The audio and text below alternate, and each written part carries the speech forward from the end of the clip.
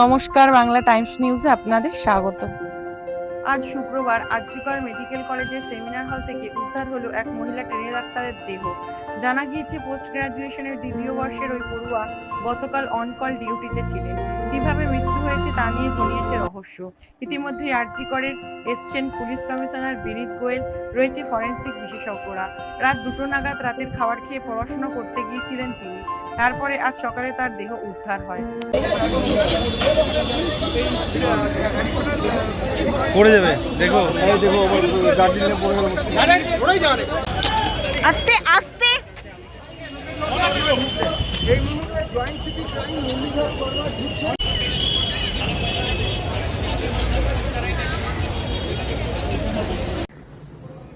আজকে আমাদের আরজিকর হাসপাতাল, কলকাতার সরকারি স্বনামধন্য হাসপাতাল, সেখানে একটি অত্যন্ত দুর্ভাগ্যজনক এবং লজ্জাজনক ঘটনা ঘটেছে।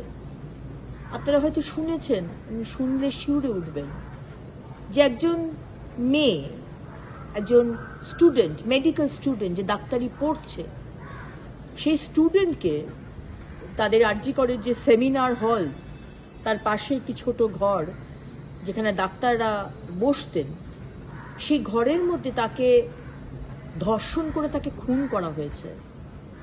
ভাবা যায়, একটা কৃতী ছাত্রী যে স্বপ্ন নিয়ে সে ডাক্তারি পড়ছে, আগামী দিনে মানুষের সেবা করবে, দেশের সেবা করবে, রাজ্যের সেবা করবে, দেশকে এগিয়ে নিয়ে যাবে, আজকে সেই মহিলাকে, সেই মেয়েটিকে তাকে ধর্ষণ করে খুন করা হলো। আমরা বারবার এই কথাটা বলেছি যে এই পশ্চিমবঙ্গে মহিলাদের সুরক্ষা নেই। আজকে মমতা ব্যানার্জির সরকার যদি থানা থেকে যে রেকর্ড, ভুয়ো রেকর্ড, মমতা ব্যানার্জির পুলিশ, রাজ্যের পুলিশ এফআইআর নেয় না। ধর্ষণ হলে, মোলেস্টেশন হলে, খুন হলে এফআইআর নেয় না, রাজনীতি করা হয়।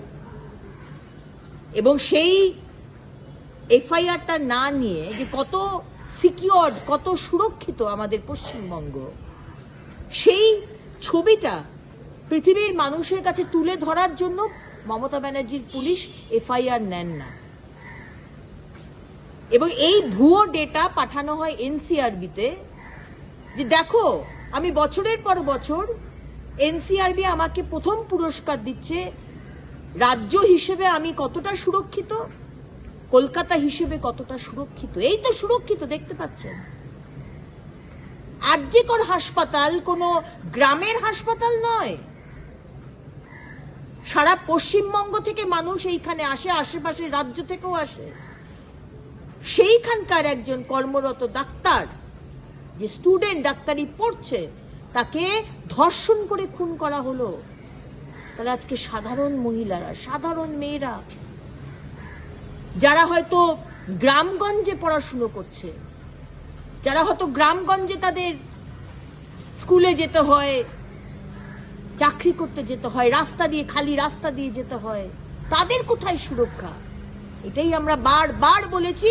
এবং আজকে যে মেয়েটিকে খুন করা হলো, তার দায় মুখ্যমন্ত্রী মমতা বন্দ্যোপাধ্যায় আপনাকে নিতে হবে। কারণ দিনের পর দিন মহিলাদের ওপর অত্যাচার হচ্ছে। 6 থেকে 60, 8 থেকে 80, কেউ ছাড়া পাচ্ছে না।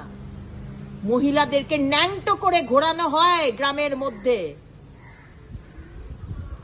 সালিশি সভা হয়, আর আপনার পুলিশ যারা অভিযুক্ত তাদেরকে যদি ধরেও ভুল করে, পরের দিন তাকে ছেড়ে দেওয়া হয় লঘু ধারা দিয়ে। আর যে ধারা আনা হয়েছে, যে নতুন আইন আনা হয়েছে, ভারত সরকার এনেছে, ন্যায় সংহিতা, যেখানে আজকে এই ধরনের কাজ যদি কেউ করে তাহলে তাকে স্ট্রিক্ট থেকে স্ট্রিক্টেস্ট পানিশমেন্ট দেওয়া হবে।